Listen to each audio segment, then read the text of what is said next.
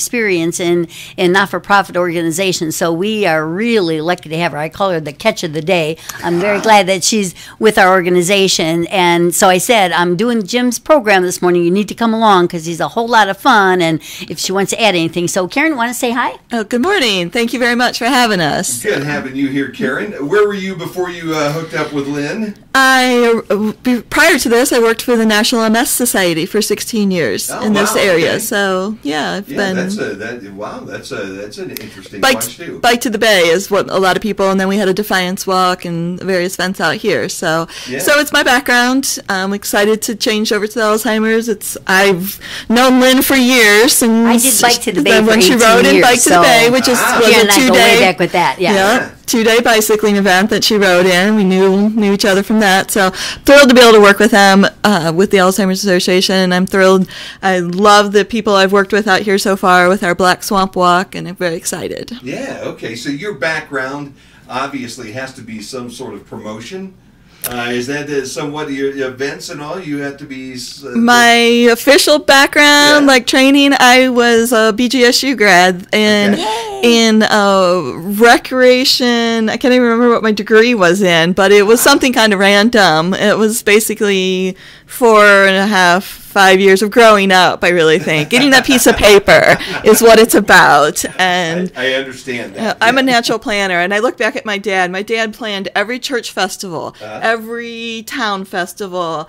My dad just did this. Anything that needed to be done as a project, getting the tables, getting the food, getting the trailers. That was my family. So I think I'm born to this job. It sounds that way, yeah. She does a great job. I never realized that's what my dad did. My dad just did it, was what was fun. Right. We set up the bingo games at church and things. Those were always projects, and I've grown up with it. So that just became something that was natural. I never realized you could actually get paid to do this. So. Well, don't tell her. Yeah, that's true. It's kind of how that works, okay? If you tell people you're having too much fun doing what you're doing, then they either stop paying you, okay, or they take your job because their job's not as much fun as your job, okay? So I would just keep that on the down low. That's right. And I still get to have fun. I do come back. I volunteer for my friends at the MS Society still, because they're like, "Why? You did this for years. Why do you want to be here still?" And I'm like, "Because I love it." So I volunteer for them, and I do. I love it. But I'm very excited to work with Alzheimer's. And when you got hooked up with this bundle of energy, I know. In winter, you need that degree in exercise and recreation, because she will keep you running. Yes, she will. There's no doubt about that. Lynn, you guys have a couple things coming up, and we'll start with that today, and then we're going to get a little bit more into the subject and all. But you do have an Alzheimer's walk that you guys do. We do. It is coming up soon, Actually, it's 1 month from today, August 25th. Okay. Black Swamp Walk. It'll be at Sauter Village again. We changed locations last year, did it for the first time at Sauter Village. It was wonderfully successful. The day was picture perfect, like today. They couldn't be more accommodating. It's a lovely area. And so we're back there again this year. So we're encouraging people to form a team, raise donations, come out, have fun. I've always said we like to put the fun in fundraising, and I think we do that. And it's a wonderful event. We have some speakers. We'll have entertainment, refreshments. And the walk itself is around on part of the grounds of Sauter Village. Right. And the walk is more ceremonial than, because we understand mobility is sometimes an issue for people. And they say, but I can't walk, I can't come. There are many things to come and do. You can enjoy everybody being there. And I think for me personally, and I try to get to as many walks, because sometimes we have walks on the same day, but I try to get to most all of our walks. And I am always impressed, Jim, to stand there at one point and look around at the numbers of people coming together at that one place on that one time to support people who have cognitive change. And that always really moves me to say, oh my goodness, nobody should do this alone, and nobody has to do this alone. There are a lot of ways to support somebody, either through a group or calling a neighbor or stopping by, but keeping contact with people. And I think the walk is a real significant event to show nobody should do this alone and nobody has to do it alone. So in addition to raising funding to support services that we provide, we certainly want to make sure that people know they are not alone, that there are a lot of people who really support the organization. And I think that's very powerful. Yeah, no, that is very powerful. You come out of Toledo because basically you're a Toledo base, and Yes. your territory is large. It is 24 counties, yes. So you do 24 walks? Are We there do that many 8. walks? 8 Yeah, walks, we've we've tried to consolidate. We did, I think at one point we did up to 10, and we realized we Sure. were kind of not as effective. So we kind of consolidated. So we have the Black Swamp Walk now to kind of cover the Northwest Ohio, or the Northwest region of the territories we serve. So Yeah. the money we raise gets put back into services for people living in this area, and we're real happy about that. And again, the people at Sauter Village could not have been, they were excited to have us out there last year. They're excited to have us back again. The committee, well, Karen would know that, the committee we work with is just filled with energetic, connected people who, again, also really believe in the mission and really are out there promoting it. Yeah, no doubt about that. And Sodders might not be in your neighborhood, Sure. might not be right next door, but it's nice because you can go then spend the rest of the day. Yes. You can go have a nice afternoon at the barn have a restaurant, the restaurant at the barn. Sure, You sure. can go into the village and walk around. There's so many things to do. So it provides those who are looking for a whole day of activity too. Yeah. So nowadays, Karen, that's kind of your job, is to coordinate these That walks? is. And where are the other walks that you have? Do you have? I coordinate just 2 of our 8. Okay. I do the Black Swamp here and then the Toledo Walk, Oh, which okay. is our All right. largest. Well, that's and Toledo, as you said, is the largest. It is. How it many is. folks will you have walking in Toledo? with We're you? anticipating 2,000 Oh, my this year, and gosh. we're moving it downtown to Promenade Park, right Yeah. next to the ProMedica steam plant building. Yeah. So we're going to be right at the downtown, hopefully walking out to Middle Grounds Park, to the new Metro Park. Okay. So and back. So we're really excited about that change too. And so. when is that walk then? That is Saturday, October 13th. Okay. So that'll be our fall event. Okay. All right. So, Lynn, you have now 8 walks. Where are the other ones going to be? You got Toledo, you got a Black Swamp, you got 24 counties. So, I mean, where's the 24 counties? How far south do you guys go now? We go south of Lima. Okay. When we go through Mansfield, Okay. we go almost over to Cleveland. So we offer the Holy 24. mackerel. Yeah, we've got about a quarter of Ohio. Yeah. Yeah, so we try to take them into Mansfield and Findlay and areas, Tiffin, larger population bases to again attract people in that area, so they don't have so far to walk, but they feel a little more connected to those geographic areas. Yeah. Right. So the other one that's missing that she mentioned, Tiffin, Findlay, Mansfield, and then we also have Sandusky. Sandusky and then Grand Lake, St. Mary's Yeah, area. Sure. Yeah, And I that just should be found it. through Yes. that the other day. Oh, Yeah. Oh, yeah. You guys, yeah, because I had to. All the family still is down around the Piqua-Troy area. Oh, so sure. we wander down and kind of come back the long way the other day, just to go past the lake there a little bit and Right. then come home. So yeah, what a big territory. It you guys is. have. Watch for our purple signs about the walk, because we're Yeah. trying to get our signs out all around about the dates and locations, and again, letting people know we exist. I mean, part of what the walk is very good for is to let people know we exist as an Alzheimer's Association. Yeah.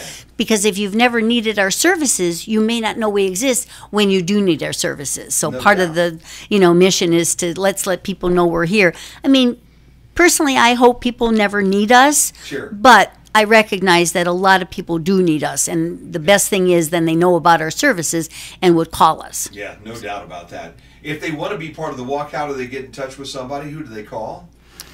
They can call us, or actually the easiest is to go to our website, alz.org. Okay. So alz.org, O-R-G, Okay. and /walk will take you right to the walk sites. And then Okay. you can just put it in, which one you're looking for, and The darn internet, whether you like it or not, has made things so much easier. It really is Karen, You know what I easy. mean? It really has. I mean, whether we Right. like it, and I have a lot of people say, Facebook,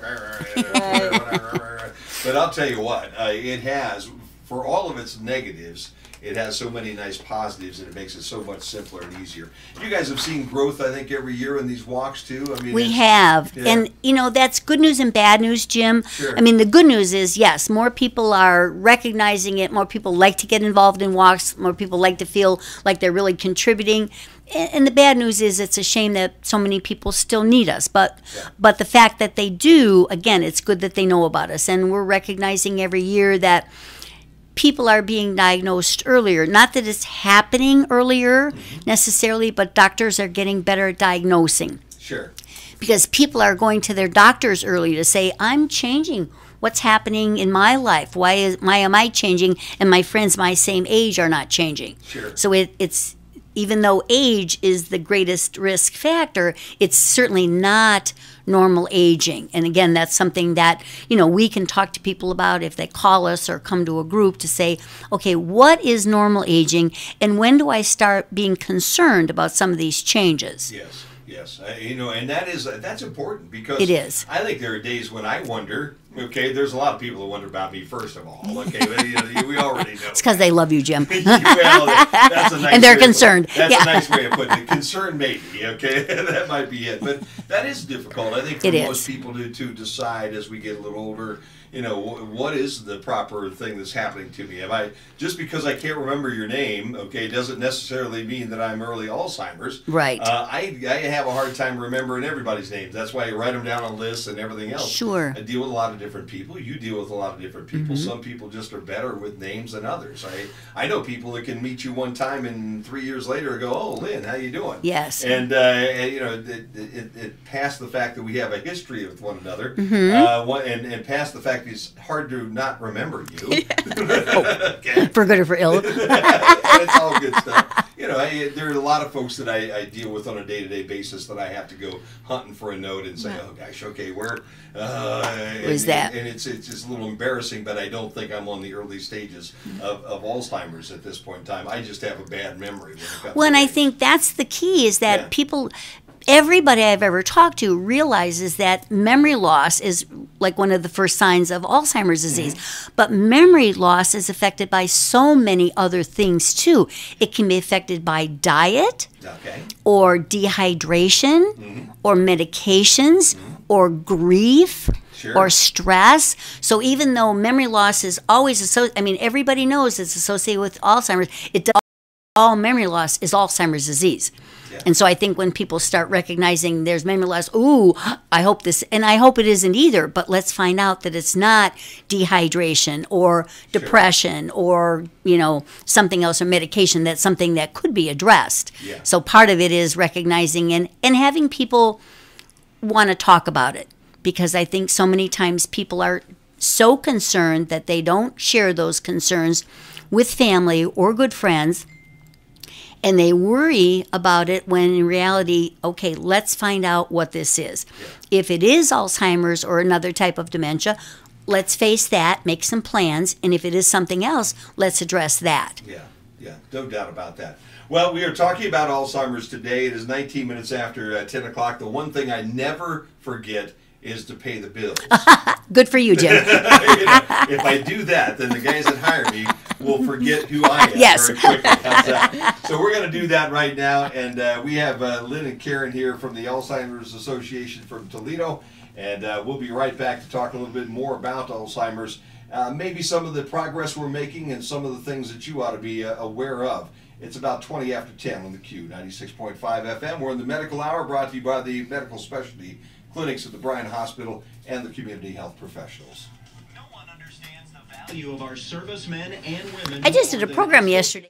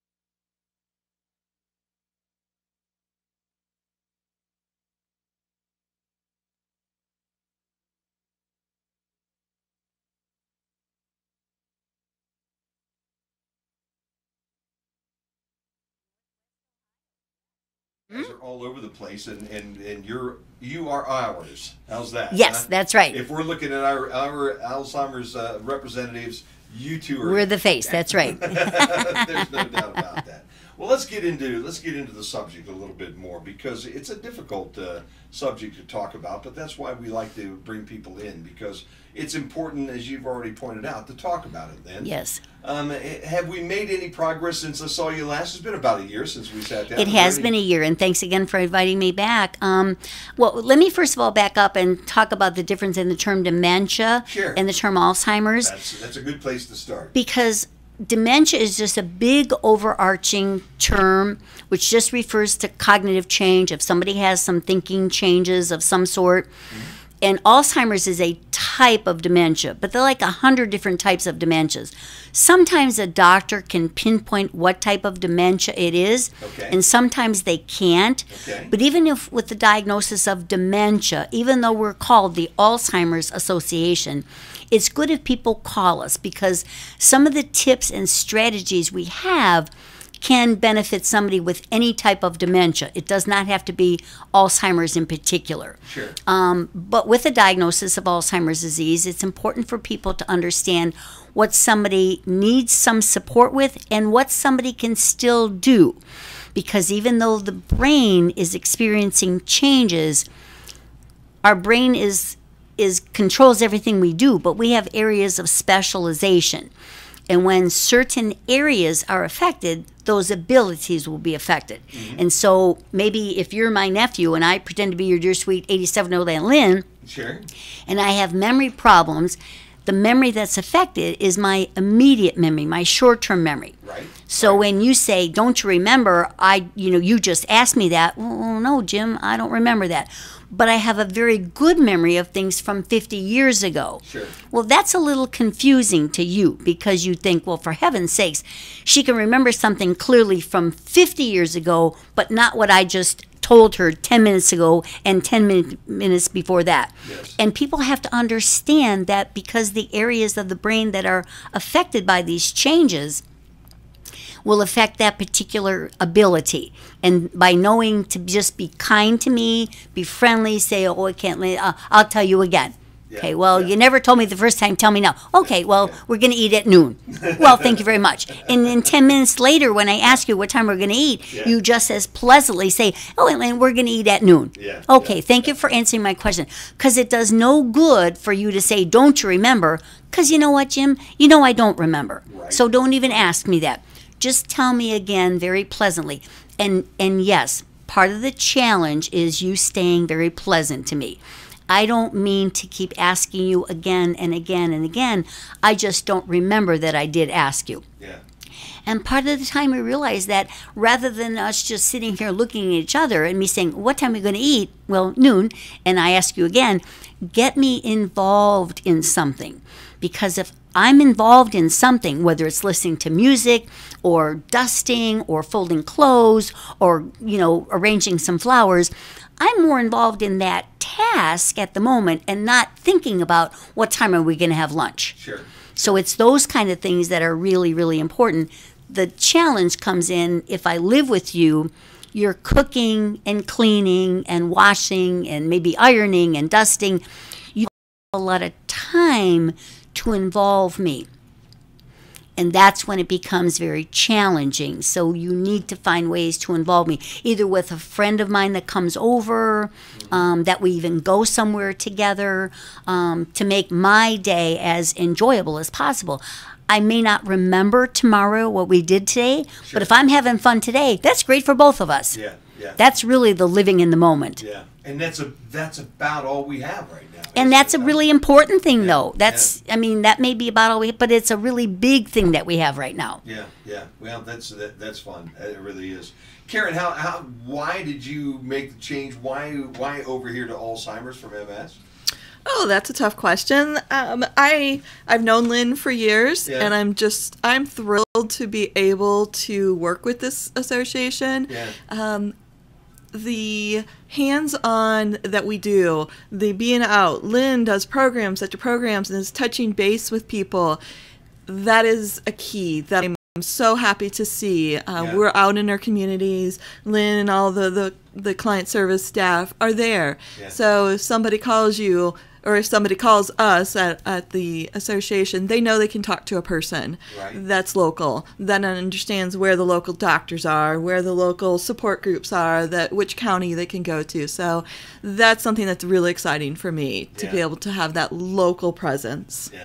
Lynn, how long have you been involved right now with Alzheimer's? Oh, on Saturday it'll be 21 years. Oh my gosh. I started when I was 6. Yeah, and, that's what I was going to say. Thank you, Jim. How could such a young person like you have 21 years of anything, right? Yeah. And I think one of the things that has struck me in the 21 years is there is a tremendous amount of energy put into research, and that's great. And if there's time, there is the International Alzheimer's Association Conference going on right now this week in Chicago. Okay.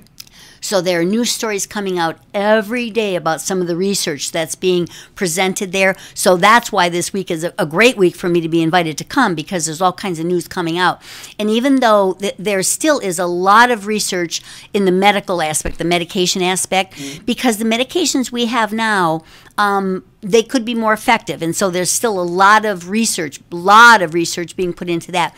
But they're also expanding the base of that research to look at lifestyle factors. And one of the things we've known for years and years, even though age is the greatest risk factor, and even though we know women live longer than men, women develop Alzheimer's disease at a greater rate than men. And it's not because we just live longer. And so they're looking at, well, why is it that in women they develop it at a greater rate? So they're looking at hormone levels, understanding maybe how those change through the years. The article that just came out today is looking at pregnancy rate in women. And one of the findings is that women who've had more than 7 full-term pregnancies have a greater risk of developing Alzheimer's disease. And we don't know why. Some researchers have said, well, just raising 7 kids can be traumatic. That's enough, but we don't know what benefit or detriment that may cause to an individual. And they're looking at decreased numbers of pregnancies, no pregnancies. So they've really, really expanded the scope. And last year at the international conference, there was tremendous research on sleep, numbers of hours of sleep. Because typically you just think, well, you go to sleep and you wake up and nothing happened. Sure. Well, that's like the brain's maintenance time. When we're asleep, the brain can relax and not worry about so many other things, and it does a lot of cleanup. And if we're depriving ourselves of the adequate numbers of hours of sleep, maybe all that cleanup in the brain doesn't take place when it should. And so maybe some of the side effects of that turn out to be things that cause the brain to be at risk for things. So the research area actually is fascinating and exciting. And I'm waiting for the day I can knock on your door and say, hey, look at what we found. Yes, so that'll be exciting. But there's lots of research, and we learn things every day. And I still come back to saying what we still know today that all of us can do is be supportive, be kind, don't argue. Please don't argue with somebody. It's not a matter of being right. If you're lucky enough to have a brain that's not changing, you've already won. So don't argue with me to correct me. But those are good things. 21 years ago when you started this whole thing, was it just a dementia program? Have we pinpointed Alzheimer's at 21 years ago, or were we still waiting on that? I think we've gotten much better at understanding the differences, yes. And I think we've recognized that there are dementias there's a Lewy body dementia, there's a dementia from Parkinson's disease, there's a dementia that can accompany people who've overused alcohol, and they all have kind of their same progression. However, again, that being said, recognizing that when people's abilities are changing because their brain is changing, lots and lots of ways to support somebody. And I think part of that is the responsibility of a doctor to understand this is not normal aging. So if you have if a doctor sees somebody who's 87 years old and they're changing, not just say, well, you're old, must be Alzheimer's. Well, let's look at what maybe that is. Because when people live alone, they are at risk for taking their medications properly, which, medication interactions or lack of medications can cause difficulty. if I live alone at 87, I'm probably not going to drink very much because I don't want to have to go to the bathroom because I'm unstable on my feet. So I don't drink. So I get dehydration. Okay. And if you deliver meals to me at noon and I say, thank you very much, won't you stay and have some lunch with me? You say, no, I have to deliver more meals. You leave. I've got this nice lunch in front of me, but I live alone. Yeah. I don't want to eat alone. Right. So I nibble on the cookie Right. and I put the rest of it in the refrigerator with everything else that's rotting because I don't want to eat alone. So there are lots of things that I think we're recognizing are risk factors and either preventable or treatable, changeable things. And I think that's really important. How old is the youngest person that they've been diagnosed with Alzheimer's, or is it just an old person's disease, or Well, younger it's people not, growing and up I with actually Alzheimer's? almost don't want to say this. Several years ago, we went and did a brain cutting up at the University of Michigan in Ann Arbor. Yeah. And it was a fascinating experience. And the reason the family had the brain cutting is because they wanted the autopsy performed on their daughter. And the daughter, when she died, was 24. Wow. And when she was diagnosed, she was 18. Now, that is the youngest, and it was actually confirmed as Alzheimer's disease. That's the youngest person I've ever known of, and that is rare. Yes. But the point is, changes can happen, and the family recognized that this was something that was way different than they expected in their daughter, and they had the autopsy performed. I think what we're recognizing, and when I first started 21 years ago, doctors were diagnosing people well into the disease process. Sure. Because it was much easier to diagnose then. Now doctors are recognizing it earlier. So even though it looks like are younger and being diagnosed, I think it's just being recognized earlier. Yeah. So it really is the responsibility of doctors to understand that. And what are the differences in Alzheimer's and other dementias? What are the keys that will allow a doctor to say, you don't just have dementia, you Right. have Alzheimer's? Well, and I think that's where families and friends come in because, you know, you as my nephew can say, we're worried about Aunt Lynn because of these dings in the car. Is not eating well, Sure. and we've recognized these things. And so sometimes the person themselves can self-report it. Okay. But I'm probably not going to be the one to admit that, so it'll have to be my relative to Sure, explain sure. that.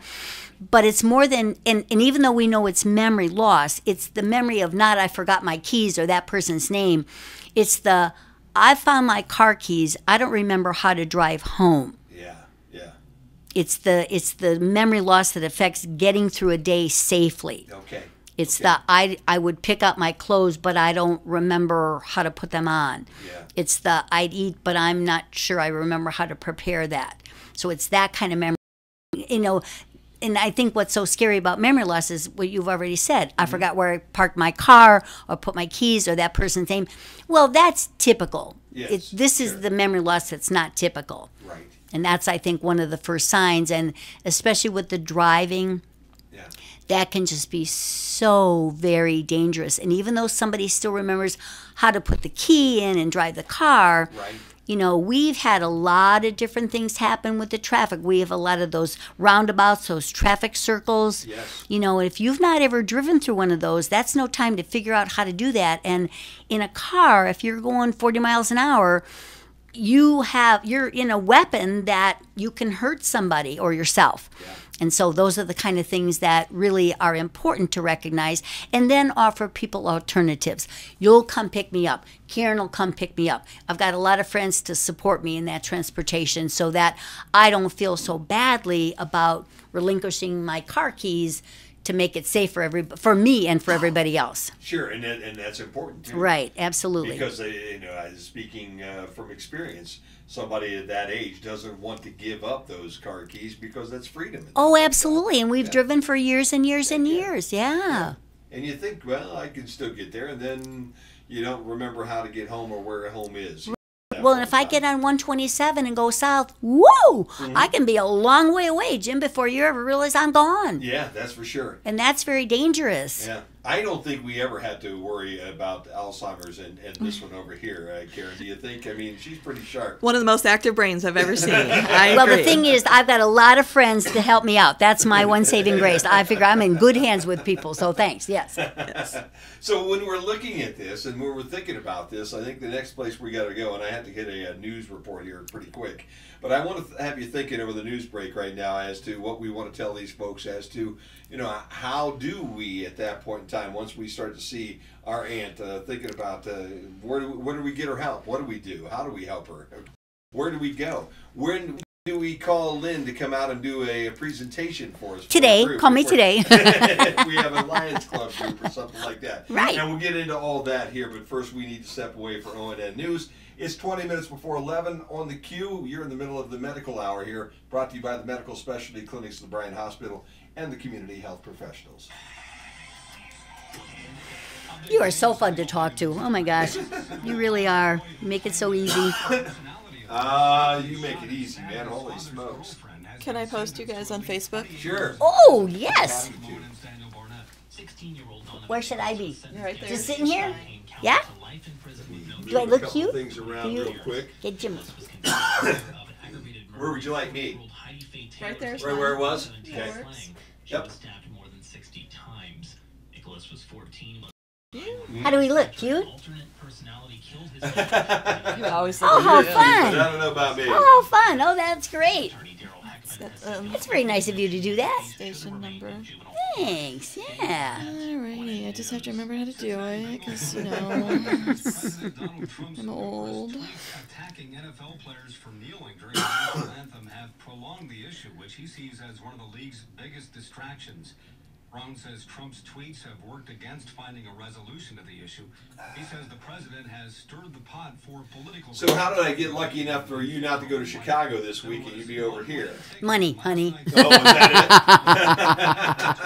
it? Okay. It's very expensive, and most all of the sessions are very scientific. Sure. So what we'll do is wait and get the kind of layman's version of all that research. Last year, I was lucky enough, a researcher from University of Michigan did a program about all the research, and it was great. I don't know if he's going to do that again this year or not, but that would be great. But we always get kind of, okay, here's the research, here's what it is now. And that's coming out every day. So, and that's really important because, people want to know what's going on. I mean, remember every year when Jerry Lewis did the MD? Yeah, heck yeah. Oh, one year he could talk about the progress from last year, and you saw the kids, and they were walking, and people want to see that. They want to know where their investment is going. Sure. And I think that's really important to have this annual program to say, okay, here's what we're looking at now, here's what we're hopeful of, here's what did pan out from last year, here's what we tried and didn't work out. And that is important because when you start to read their descriptions and their reports, and I've done that with my son, and you read about one page and you go, okay, I have no clue what I just read. Yeah, not What did that just say yeah. to me here? Okay. And I think part of what the Alzheimer's Association has never had, that like a lot of other diseases, like we're compared in the top 10 diseases, we don't have a survivor. Okay. And every other disease, there's been, a lot of progress in that. But I thought about that, and I thought, you know what? If I were diagnosed, I don't want to be written off as not being a survivor. I think people who wake up every day with this disease are survivors. They're surviving this every day. And I think if we look at it as a chronic condition, how do we support that person? What are we going to do to not sit around and wait, well, there's another day closer to the end of my life. Well, that's for everybody anyway. But let's look at how to make the most of every single day as supportive as possible. Sure.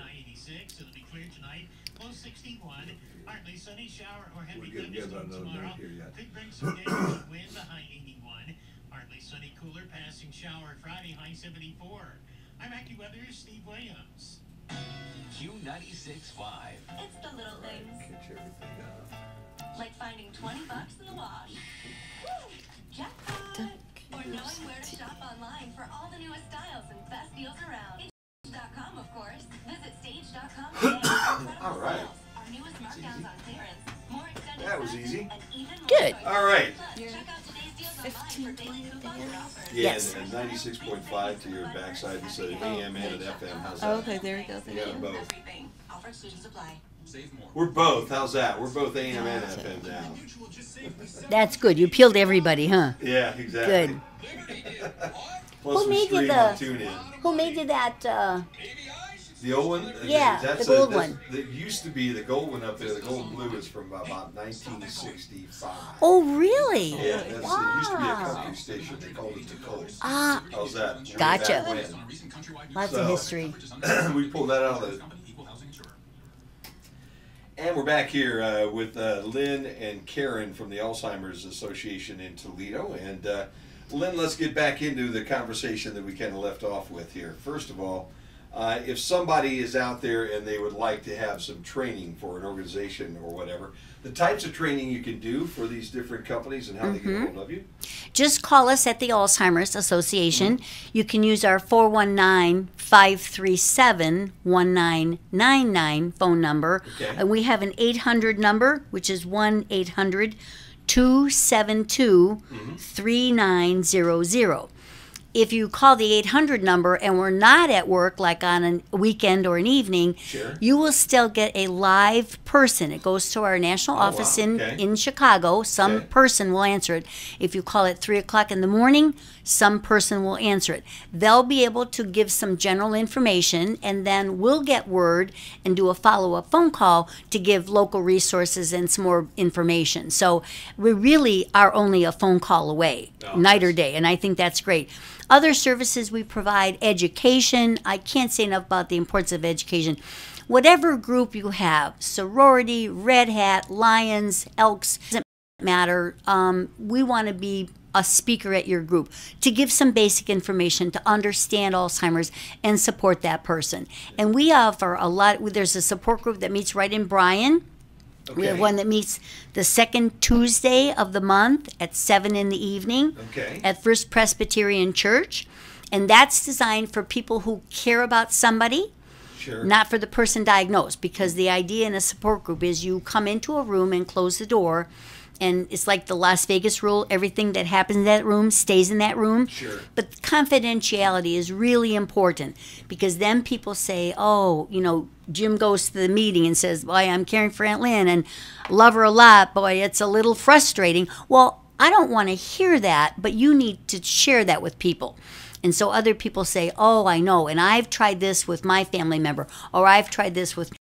So it's a nice opportunity to hear from other people what somebody else is facing. Because sometimes I think people become isolated and feel very lonely that they're the only one facing this, and they're not. Yeah. They need to understand that this affects a lot of other people, and they're not alone in that. And hearing from other people, well, that's always a good support to say, yeah, I know exactly what you mean, because they know exactly what you mean.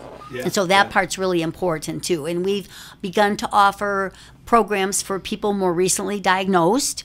I think that's Okay. really important, because sometimes traditional connections start to drop away. Friends say, gosh, I'd like to go visit Lynn, but it's kind of hard. Her language is changing and she does Sure. things that I'm embarrassed about. So I really like the family, but I'm not going to visit anymore. Well, that makes things very, very lonely. So we're trying to offer some groups for people more recently diagnosed, either some groups to have discussions like this. Sometimes it's just a social event of just going out into the community and having a cup of coffee somewhere, recognizing that we're another choice. Maybe not the only thing they do, but a choice to make of, maybe I'll go to that meeting today. Yeah. We'll put all the contact information and the phones up on our Facebook page too. Oh, thank so you. So if you're looking for that, they'll be up on the Q96.5 FM Facebook page here a little later on the day, so you can go back and contact Lynn. Oh, or great. If you need to, or Karen, and that way they can get the right people. If I am an Alzheimer's patient right now, Mm-hmm. what types of treatment are we using now to help these folks? Well, there are just only a few medications, and it really varies individual to individual how successful they are. Unfortunately, when somebody's on a medication, we want to see improvement, and there's not improvement that will be shown, but what we hope is that rate of change is decreased and abilities are maintained a bit longer, and sometimes people are not able to tolerate them. You know, we all have different sensitivities to things. So the few medications that are out, if somebody can afford them and their body can tolerate them, that's great. But again, maybe not everybody that will work for. So a lot of it is just understanding somebody, still getting some regular exercise. And by exercise, I just mean movement, just moving around a little bit, like on a lovely day like today. Sure. Going out, sitting outside on the porch, going for a stroll, just even a stroll out to the mailbox and back, moving around. Those are all really good things. And for somebody who I live with, that's a nice chance for us just to connect. You know, you can always take 10 minutes out of a day just to sit down and have a glass of water or a glass of lemonade and just enjoy the sunshine. And those are things that we try to, you know, suggest people do. Or going to the ice cream social, you know, tomorrow night. Heck yeah. It's a really nice thing to be able to do. Keeping me safe is really important because in a crowd, I might turn around and walk one way away from you. And suddenly you're looking around frantic for me. Well, I haven't run away from you. I've just seen something interesting and I walked in a different direction. So sometimes we find that having matching shirts helps because then you can say, oh, the gal with the same color shirt, you know, oh yeah, I just saw her over there. With an ice cream cone, so we can get reconnected much easier because we still want people to have as much of a Project Lifesaver. Oh, wonderful. Okay. So Project Lifesaver is if I'm the lady diagnosed and I'm your aunt and we live together, and so the sheriff's department will come out and fit me with a device on my wrist, and they will come out free of charge the batteries every month. Oh my So it's a nice personal contact. And if I should happen to walk out in the backyard and you're in the front yard and I